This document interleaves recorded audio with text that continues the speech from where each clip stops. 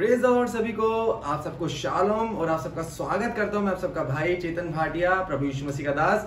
आइए आज हम वचन में सीखते हैं। जैसे कि हमने पिछली वीडियो में देखा कि आत्मिक युद्ध के हथियार के बारे में जो सीखा था हमने, आज भी हम उसी में से ही पढ़ेंगे, उसके आगे की बातों को सीखेंगे। जैसे कि हम निकालते हैं इफिसियों की पुस्तक, उसका 6 का हमने ये अपना 11 और 12 हमने पढ़ लिया था और 13 भी हमने पढ़ लिया था। अब हम पढ़ेंगे 14 से लेकर के और उसके आगे का देखेंगे कि वचन हमें किस बात से प्रेरित कर रहा है और हमें क्या बात सीखनी चाहिए और हमें परमेश्वर में मजबूती से कैसे बढ़ना चाहिए और आत्मिक युद्ध के हथियारों को हमने कैसे लेकर के आगे बढ़ना है। ठीक है, तो यहां पर ऐसा लिखा हुआ है इफिसियों उसका 6 का 14 में, इसलिए सत्य से अपनी कमर कसकर और धार्मिकता की झिलम पहनकर और पांवों में मेल के सुसमाचार की तैयारी के जूते पहनकर और इन सब के साथ विश्वास की ढाल लेकर स्थिर रहो, जिससे तुम उस दुष्ट के सब जलते हुए तीरों को बुझा सको। देखिए यहां तक हम एक बात को देखते हैं कि यहां लिखा है कि हम अपनी कमर को कसकर, यानी सत्य से, यानी सत्य के मार्ग पे आपने चलना है। देखिए झूठ का सहारा कभी मत लेना, आप सत्य के हिसाब से चलना और जैसा परमेश्वर आपको अगुवाई करता है आपने उस तरीके से चलना है। दूसरी बात ये लिखा कि धार्मिकता, यानी एक अच्छे कामों में, यानी परमेश्वर की जो इच्छा है ना उस पर हमने चलना है।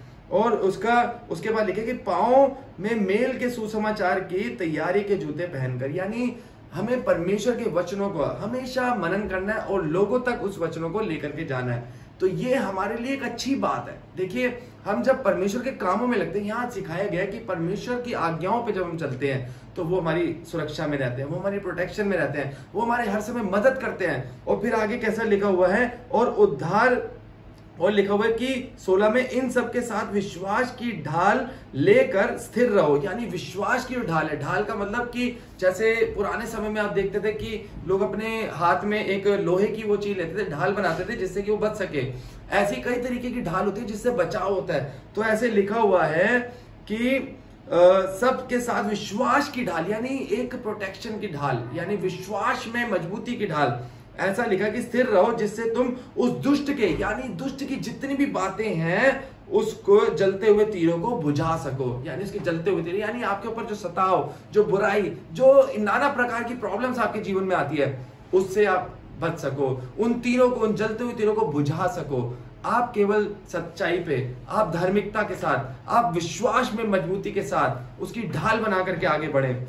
फिर लिखा है हर समय और हर प्रकार से आत्मा में प्रार्थना और विनती करते रहो और इसीलिए जागते रहो कि सब पवित्र लोगों के लिए लगातार विनती किया करो। यानी जागते, यानी सतर्क रहो कि हर एक व्यक्ति के लिए प्रार्थना करो। देखिए इस संसार में जो मसीह लोग हैं उनके ऊपर जो प्रॉब्लम्स आती है, जो सताव आते हैं, हर एक चीज के लिए आपने प्रार्थना करनी है। जो लोग आज बीमारी में, जो लोग आज कठिनाइयों में, परेशानियों में, हमने उन सब के लिए प्रार्थना करनी है। मिलकर के परमेश्वर के नाम की महिमा करते हुए आगे बढ़ना है। और फिर ऐसा लिखा हुआ है कि प्रार्थना करो आत्मा में, अपनी आत्मा में हर एक के लिए प्रार्थना करो, हर समय परमेश्वर से प्रार्थना करो। जहां कहीं भी हो, जिस किसी काम में हो, आप प्रार्थना करके आगे बढ़े तो परमेश्वर आपके साथ है, वो आपके संग रहेंगे और आपकी रक्षा करेंगे।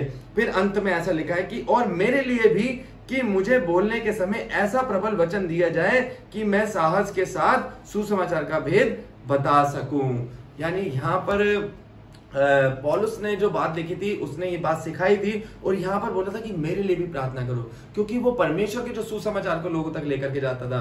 उसके जीवन में भी कई सताव, कई प्रॉब्लम्स लोग लेकर के आते थे और परेशानियों को उसके जीवन में लाते थे, लेकिन उसने कहा था मेरे लिए भी प्रार्थना करो। आज मैं भी आप सबसे कहता हूँ कि मेरे लिए भी प्रार्थना करना और हम सब एक साथ एक दूसरे के लिए प्रार्थना करें ताकि हम मजबूती के साथ आगे बढ़े, हम विश्वास में मजबूती के साथ बढ़े, दुष्ट के सारे तीरों को, जलते हुए तीरों को बुझा सके, बुराई की सारी बातों को नष्ट कर सके, बीमारी को हटा सके, हर एक नाना प्रकार की जो भी दिक्कत है, कर्ज है, प्रॉब्लम है, कोई दिक्कत आ रही है, हम उससे पार हो सके, निकल सके, शैतान की सारी बुरी चालों को हम नष्ट कर सकें। ये होना चाहिए। तो एक दूसरे के लिए प्रार्थना करें। इस वचनों के द्वारा मुझे आशा है कि आपने बहुत कुछ सीखा होगा और आप इन वचनों को फिर दोबारा से पढ़ सकते हैं और प्रभु का मैं धन्यवाद करता हूं। इन वचनों के द्वारा आप सबको आशीष मिले। आइए हम प्रार्थना करते हैं छोटी सी, ताकि वचन में हमें और भी अच्छी बुद्धि समझ दे परमेश्वर। धन्यवाद करते हैं प्रभु, आपका धन्यवाद हो यीशु राजा, मेरे स्वर्गीय पिता। आज मैं प्रार्थना करता हूँ सभी भाई बहनों के लिए इन सब के ऊपर प्रभु आपके आशीष का हाथ रखता हूँ प्रभु। हर एक व्यक्ति प्रभु आज आशीषित होने पाए, और ये जो आज वचन हमने सीखे हैं, इन वचनों के आधार पर प्रभु इनका जीवन प्रभु और सुरक्षित हो सके, और प्रभु ये विश्वास में मजबूत हो सके, वचनों में मजबूत हो सके प्रभु, और पवित्र आत्मा की अगुवाई के साथ प्रभु आगे बढ़ सके। मैं धन्यवाद करता हूँ प्रभु, हर एक के जीवन में सुधि लेना, इनकी प्रार्थनाओं को सुनना। मैं धन्यवाद करता हूँ, सबको संभालना, सबके साथ रहना प्रभु, उनकी रक्षा करना। यीशु मसीह के सुंदर नाम से प्रार्थना मांगते हैं, आमीन। सबको गॉड ब्लेस यू।